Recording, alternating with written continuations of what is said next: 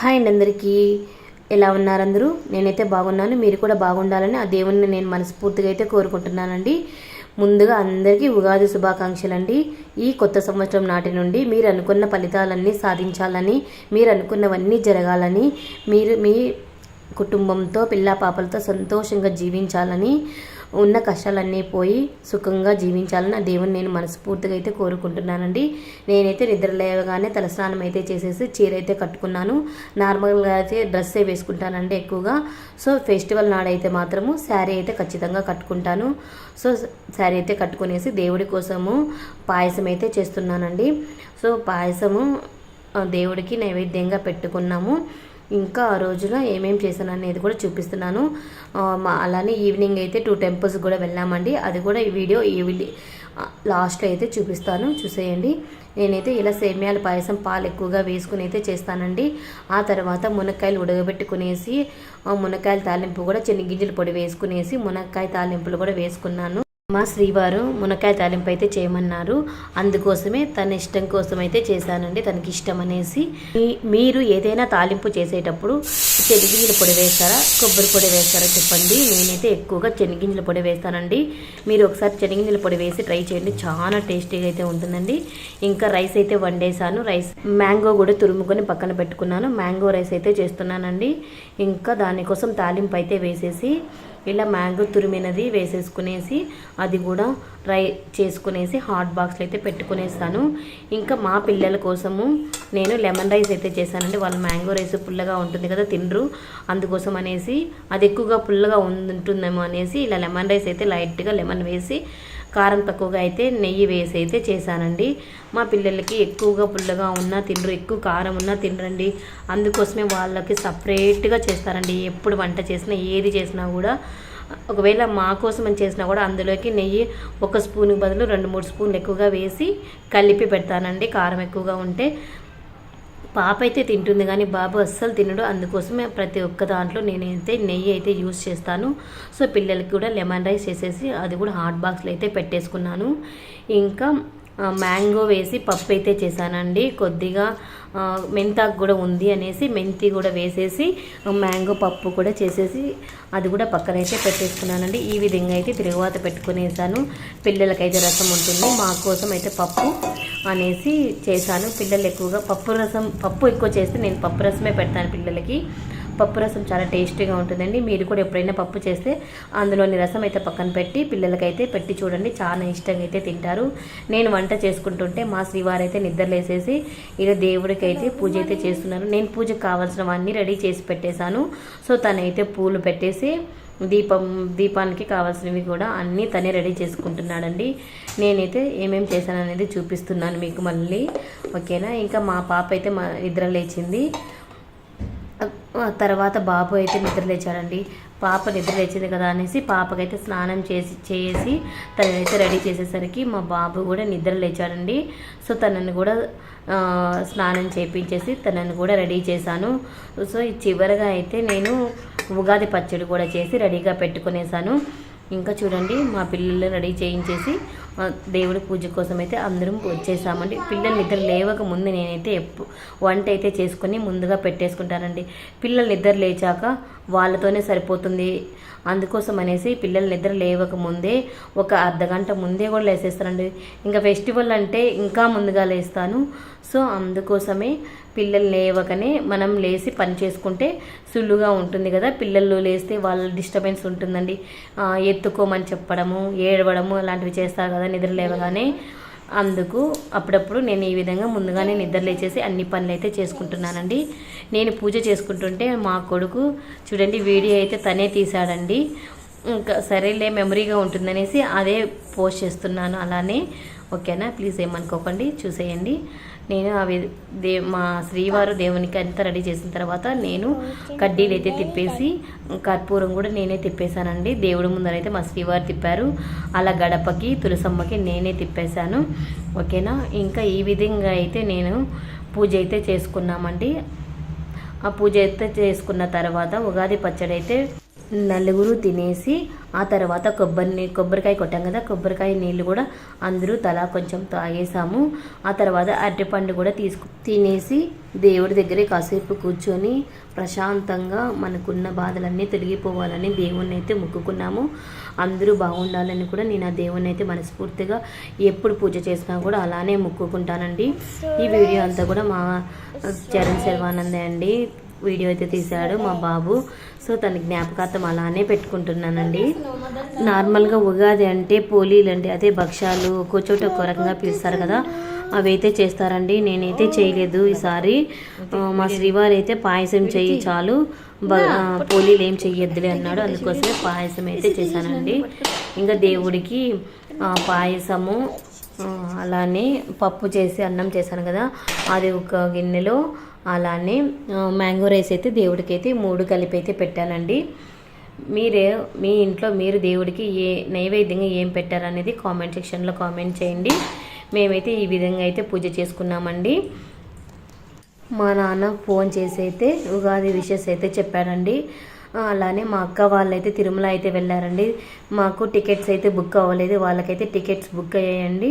So వాళ్ళు తిరుపతిలోనే ఉంటారు, అందుకోసమే దగ్గరగా ఉంటుంది కదా, వాళ్ళైతే తిరుమల అయితే ఎప్పుడైనా వీలైనప్పుడల్లా వెళ్తుంటారు. కానీ మాకు టికెట్స్ బుక్ చేస్తే మాకైతే టికెట్ బుక్ అవ్వలేదు. ఎప్పుడు వెళ్తామో ఏమో. మా శ్రీవారిని నడుచుకుని వెళ్దాము అంటే పిల్లలతో ఎక్కడ నడుచుకుని వెళ్తాంలే, ఎప్పుడైనా టికెట్ బుక్ చేసుకుని వెళ్దాంలే అన్నాడు. ఎవ్రీ ఇయర్ తిరుమలకి వెళ్ళడము అలవాటు అయిందండి ఈ మధ్య. సో ఈ ఇయర్ ఇంకా ఎప్పుడు వెళ్తామో తెలీదు. లాస్ట్ ఇయర్ అయితే వెళ్ళొచ్చాము. ఇంకా బాధగా ఉంది, మా అక్క వాళ్ళతో పాటు వెళ్ళింటే బాగుండు అని అనిపించిందండి నాకు. ఇంకా చూడండి మా పిల్లలు దేవుణ్ణి అయితే ఎలా మొక్కుతున్నారో అది కూడా వీడియో అయితే తీసానండి. మా పిల్లలకి డైలీ కూడా నేర్పిస్తానండి. మార్నింగ్ నిద్ర లేవగానే, అలానే స్కూల్కి వెళ్ళేటప్పుడు, అలానే సాయంత్రము స్నానం చేపిస్తా. అప్పుడు కూడా స్నానం చేసి వచ్చిన డ్రెస్సెస్ వేసేసిన తర్వాత వాళ్ళకి డైలీ దేవుణ్ణి అయితే ఈవినింగ్ కూడా మొక్కునేయడం నేర్పించానండి. నేను చెప్పకపోయినా డైలీ స్నానం చేసి డ్రెస్ వేసిన తర్వాత వెళ్ళి దేవుణ్ణి అయితే మొక్కుకొని బొట్టు వాళ్ళ డాడీకి, నాకు, పాపకి, వాళ్ళ అన్నకి మా పాప అయితే పెడుతుందండి. అలా అయితే అలవాటు చేస్తున్నాను. ఇప్పటి నుంచి అలవాటు చేస్తేనే కదా పిల్లలు పెద్దనే అయ్యాక వాళ్ళు కూడా అలవాటు పడతారు. దేవుని మొక్కడము, పూజ చేయడము, అలానే గుడికి వెళ్ళడం కానీ అలవాటు అవుతుంది కదా. ఇప్పటి నుంచి మనం అలవాటు చేస్తేనే కదండి పెద్ద అయ్యాక కూడా వాళ్ళు కూడా ఇదే అలవాటు కొనసాగిస్తారు కదా. అందుకోసమే నేనైతే ఇప్పటి నుంచి అలవాటు చేస్తున్నానండి. అలానే పడుకునే ముందు కూడా వాళ్ళ డాడీకి, నాకు గుడ్ నైట్ చెప్పి హగ్ చేసి కిస్ ఇవ్వడం లాంటివి ప్రతిరోజు నేర్పిస్తూనే ఉంటానండి. మర్చిపోకపోయినా డైలీ నేను గుర్తు చేసి మరీ చెప్పిస్తూనే ఉంటాను. ఈ పిల్లలకి మనం ఇప్పటి నుంచే అలవాటు చేయాలండి. లేదంటే పెద్ద అయ్యాక వాళ్ళకి అలవాటు చేసుకోరు. ఎందుకంటే అప్పుడు వాళ్ళ ఇష్టాలు ఉంటాయి కాబట్టి వాళ్ళకి నచ్చినట్టే చేస్తారు. అందుకోసమే మనం ఇప్పటి నుంచి నేర్పిస్తే పిల్లలు అదే అలవాటు చేసుకుంటారు కదా. చిన్నగా ఉన్నప్పుడు నేర్పించాలండి ఏదైనా కానీ. అందుకోసమే నేను ఎప్పుడు ఇదే అలవాటు చేస్తానండి. ఇంకా తులసమ్మ కూడా నైవేద్యంగా పాయసం పెట్టేశాము. అలానే బ్రహ్మకమలం చెట్టు కూడా పెట్టుకున్నానండి. అక్కడ కూడా నేను నైవేద్యానికి పాయసం అయితే పెట్టేశాను. ఇంకా చూడండి మా పాపకి పిల్లలకి ఇద్దరికి కొత్త డ్రెస్సులు అయితే వేసాం, కానీ మేమైతే గోల్డ్ డ్రెస్సెస్ వేసుకున్నాము. ఇంకా అప్పుడే టీవీ కోసం అయితే పొట్లాడుకుంటున్నారండి. ఇంకా చివరిగా మేమైతే ఫొటోస్ కూడా దిగామండి. అవి కూడా మీరు చూసేయండి ఒకసారి. నార్మల్గా మా పాప ఫోటో దిగమంటే దిగదు. ఈరోజు అయితే ఏమో హ్యాపీగానే దిగింది. మా బాబుకి అయితే ఫొటోస్ తీయడం, వీడియో తీయడం ఇంట్రెస్టే. సో ఫోటో తీసినప్పుడల్లా అలా క్లిక్ మమ్మీ నేను తీస్తా అనేసి వచ్చేస్తుంటాడు. ఇంకా పక్కింటి అక్క వాళ్ళు కూడా దేవునికి చేసిన నైవేద్యం మాకైతే ఇచ్చారండి. అలానే నేను చేసిన వంట వాళ్ళకి ఇచ్చాను. ఆ తర్వాత మేము కూడా ఇంట్లో అందరం కలిసి తినేసి ఆఫ్టర్నూన్ అలా పిల్లలతో కాసేపు గడిపిన తర్వాత ఈవినింగ్ ఇక నేను మా శ్రీవారిని ఈరోజు గుడికి వెళ్దాము అనేసి అడిగితే మా శ్రీవారు అయితే ఇలా టెంపుల్కి అయితే వెంకటరమణ స్వామి గుడికి అయితే తీసుకెళ్ళాడు. ఆ వెంకటరమణ స్వామి గుడి చూసుకున్న తర్వాత అయ్యప్ప స్వామి గుడికి కూడా వెళ్ళామండి. ఆ వీడియో కూడా తీశాను, మీకు అయితే చూపిస్తున్నాను, చూసేయండి. ఇక్కడ గుడిలో అయితే స్వామివారు ఈ సంవత్సరము రాశి ఫలాలు అలానే ఎలా ఉంటుంది ఏమి అనేసి చెప్తున్నారండి. మేమైతే చాలాసేపు ఉండలేదండి అక్కడ. ఇంకా మా శ్రీవారు అయితే టెంకాయలు కూడా తీసుకొచ్చారు, టెంకాయ కొడతాము అనేసి. ఇంకా దేవుడి చుట్టూ 2-3 ప్రదక్షిణాలు అయితే చేసామండి పిల్లలతో కలిసి. ఇంకా అలా దేవుడి దర్శనం చేసుకుని ప్రసాదం తీసుకొని అక్కడే కాసేపు అయితే కూర్చొని మళ్ళీ అయ్యప్ప స్వామి గుడికి అయితే వెళ్ళిపోయామండి. చూడండి ఇక్కడ దేవుడు మత్స్య అవతారంలో అయితే ఉన్నాడండి. నేనైతే ఇది ఫస్ట్ టైం అయితే చూశాను. అలానే కూర్మ అవతారం కూడా దేవుడైతే దర్శనమిచ్చాడండి. కూర్మ అవతారంలో ఉన్న వెంకటరమణ స్వామి అయితే దేవుడి దర్శనం అయితే అయ్యిందండి. మీకు కూడా ఆ ఫోటో అయితే పెడుతున్నాను, ఒక్కసారి చూసేయండి. చూడండి ఇక్కడైతే కూర్మ అవతారం అండి, మీకు కూడా చూస్తారనేసి ఫోటో తీసుకున్నాను, చూసేయండి. నేనైతే ఫస్ట్ టైం అయితే చూసానండి కూర్మ అవతారం మత్స్య అవతారంలో ఉన్న దేవుడిని. ఇదే మొదటిసారి అండి చూడడము. ఇక్కడైతే వెంకటరమణ స్వామి శ్రీదేవి భూదేవితో ఉన్న దేవుడైతే మనకు దర్శనమిస్తున్నారు కదా. ఎంతైనా దేవాలయాలకు వెళ్ళినప్పుడు ఉండే ప్రశాంతత ఇంకెక్కడ దొరకదు కదా. ఇంకా అక్కడ వెంకటరమణ స్వామి గుడి నుంచి బయట వచ్చేసి ఇంకా అయ్యప్ప స్వామి గుడికి కూడా పోదామని మా శ్రీవారు అంటే సరే వెళ్దాంలే అనేసి, యాక్చువల్గా నేను అయ్యప్ప స్వామి గుడికి మాత్రం పిలిచకపోతాడని నేను అనుకున్నా, కానీ మా శ్రీవారు వెంకటరమణ స్వామి గుడికి అలానే అయ్యప్ప స్వామి గుడికి కూడా పిలిచికెళ్తాడని నేను అనుకోలేదు. సో ఇంకా ఇక్కడైతే అయ్యప్ప స్వామి గుడిని అయితే చూపిస్తున్నాను, ఒక్కసారి చూసేయండి. ఇక్కడ కూడా ఒక రౌండ్ అయితే ప్రదక్షిణం అయితే చేసుకుని దేవుణ్ణి అయితే మొక్కుకున్నామండి. ఎప్పుడు ఇంట్లో ఉండడం కన్నా అప్పుడప్పుడు కూడా దేవాలయాలకు వెళ్తే మనకు కొంచెం ప్రశాంతత దొరుకుతుంది, మనసులోని బాధను దేవుడికి కూడా చెప్పుకోవచ్చు కదా అని అనిపిస్తుందండి. నాకైతే ఇలా 2024 ఇయర్ మాకైతే ఏం మంచిగా జరగలేదండి.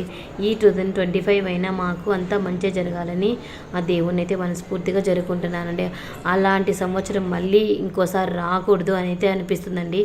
ఎన్నో బాధలు అయితే వచ్చాయండి, ఆ బాధలు అయితే చెప్పుకోలేనివి.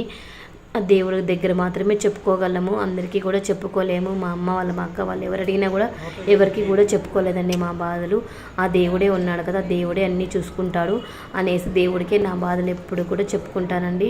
ఈ కొత్త సంవత్సరం నుండి అంతా మంచిగా జరగాలని దేవుణ్ణి అయితే మనస్ఫూర్తిగా కోరుకుంటున్నాను. అలానే మీరు కూడా మీరు అనుకున్నవన్నీ జరగాలని దేవుణ్ణి అయితే నేను కూడా మనస్ఫూర్తిగా కోరుకున్నానండి. ఓకేనా. ఇంకా చివరిగా మా పిల్లల ఫొటోస్ అయితే తీసుకుని అవి కూడా మీకు చూపిస్తున్నాను కదా. ఓకేనా. ఇంతేనండి చిన్న వ్లాగ్ను అందరూ చూసినందుకు గాను చాలా థ్యాంక్స్ అండి. ఇక్కడ నుంచి ఇంకా మంచి మంచి వీడియోలు మీకైతే పోస్ట్ చేస్తానండి. ఇన్ని రోజులు వీడియో తీసుకున్నా అసలు అప్లోడ్ చేయలేకపోయాను, ఇంకా కంటిన్యూగా అప్లోడ్ చేస్తూనే ఉంటాను. ఓకేనా. బాయ్ అందరికీ. అందరూ జాగ్రత్తగా